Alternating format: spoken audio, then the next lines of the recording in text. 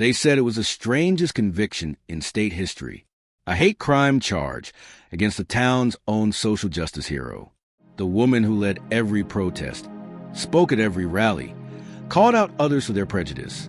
Now, she was a defendant. The courtroom buzzed like a hive the morning the verdict came in. Cameras everywhere. TikTokers whispering hashtags before the judge even sat down. But no one could make sense of it. How could the town's loudest anti-racism activist suddenly be accused of a hate crime herself? The story began months earlier, with a small-town police report barely noticed online.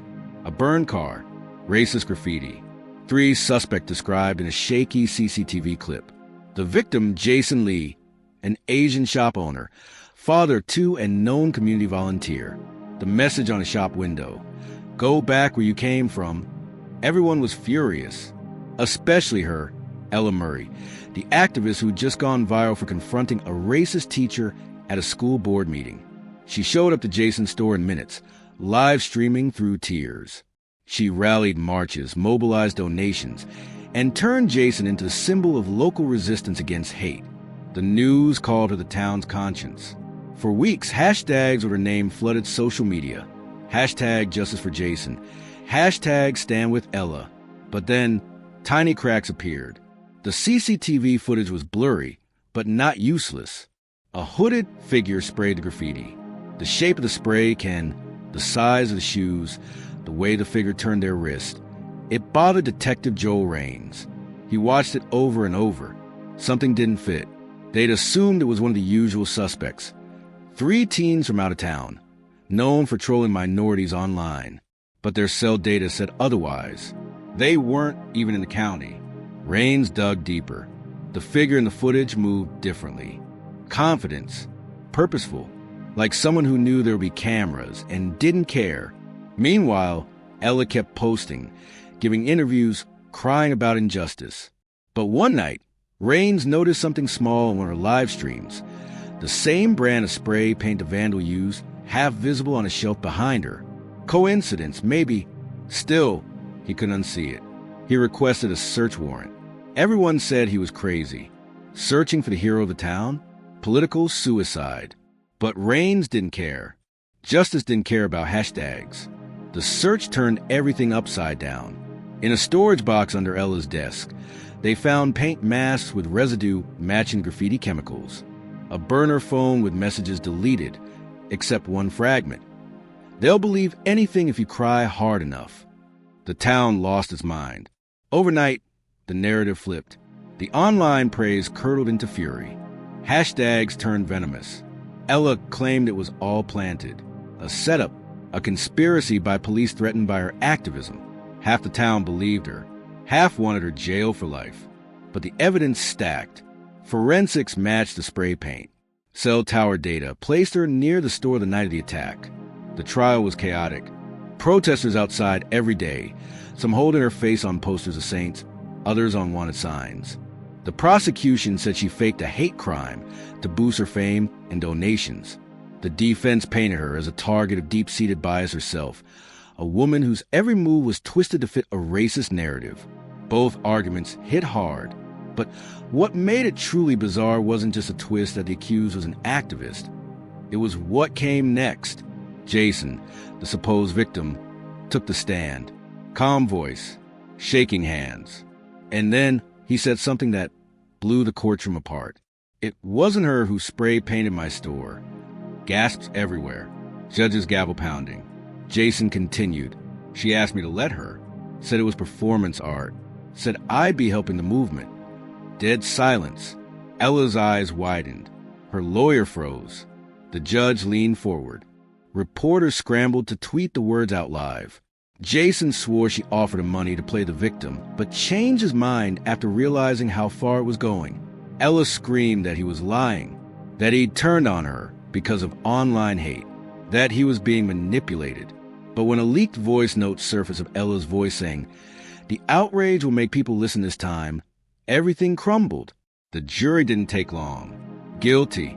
Count 1, falsifying a hate crime. Count 2, obstruction of justice. Count 3, incitement. The town hailed the verdict as justice, but online, The debate exploded again. Some said Ella's actions proved the performative side of activism. Others said she was framed by a system desperate to silence outspoken women. Then, an appeal. Ella's new lawyer claimed the recording was a deepfake. Digital experts came forward, disagreeing. One said the AI artifacts in the waveform were obvious. Another said they were non-existent. A third claimed both the paint and phone evidence were tampered with by police, using an anonymous source inside the department. Detective Raines vanished from public view soon after. Officially, he took a leave of absence.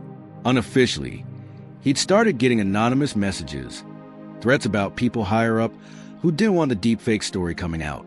Late one night, security footage caught a hooded figure outside Jason's store again. Same kind of paint can, same hesitant movement. Only this time, when the figure turned, the camera picked up something chilling. A face mask of Ella's likeness. Someone was trying to rewrite the story. The police released the footage to stop panic, but it only caused more. Was Ella behind bars while someone else was carrying out new staged attacks to feed conspiracy theories? Or had she managed to manipulate everything from inside? Journalists swarmed her prison interviews, but she refused to speak. Until one morning, a letter arrived at a local news station. No return address. Inside was a single USB drive and a note. "Play this before they make me disappear." The journalist hesitated, plugged it in. A video loaded. The screen flickered. A face appeared, Detective Raines. He looked terrified. There were papers behind him, stamps reading confidential. "They lied," he said, voice trembling. "The spray paint samples, those weren't hers. I have proof.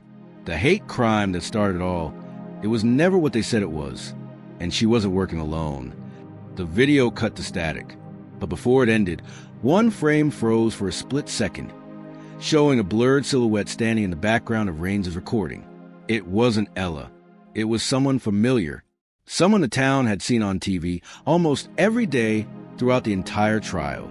The caption under the final frame, not added by the editor but burned into the video itself, read, "Racism isn't a mask, it's the mirror." The newsroom went silent. Outside, sirens screamed toward an unknown destination. And as the feed cut off, one thought pulsed across every timeline. If Ella wasn't the real culprit, then who was? That frozen frame from the video, Detective Raines trembling, a blurred figure behind him, and that chilling caption set the internet on fire within minutes. The figure in the background wasn't random. TikTok sleuths recognized the navy blazer, the gold watch, and the posture. It looked like District Attorney Michael Carr, the same man who built the case that destroyed Ella Murray. Comments exploded. Hashtag Behind the Shadows. Hashtag Who Framed Who. And within 24 hours, the DA's office went into complete lockdown. Reporters tried to question Carr, but he disappeared. No public appearances. Phone disconnected. House under guard. The governor called it a hoax, but leaked courthouse footage proved Carr met with Raines a night before the detective vanished. Something massive was being buried. Then another drop. Raines' encrypted files were uploaded to the dark web. Screenshots spread like wildfire. Internal emails showing the DA wanted a symbolic conviction to calm racial tensions. His words, "We need a face, not another question mark." Ella's face. Suddenly, the narrative flipped again. Who was the real manipulator? The activist who faked outrage, or the system that turned her into a puppet? The twists kept coming. A whistleblower from the evidence lab came forward anonymously, claiming the paint cans were swapped under orders from someone downtown. She vanished the next day, leaving only a voicemail. Checked the missing timestamp in Exhibit C. Online investigators did. Frame 2472 of the store's CCTV, the moment before the vandal turned, had been deliberately spliced. The original showed two people, not one. The deleted figure? The DA's car license plate is clearly visible beside them. The town went nuclear. Protests erupted outside the courthouse that once sentenced Ella. Meanwhile, from prison, she finally broke her silence. In a single-sentence letter to a journalist, she wrote, "If I spoke, they had to unmask every lie." The same night, a guard found her cell empty. No forced entry. No tunnel. Just an open window and the faint stench of spray paint. Authorities claimed escape.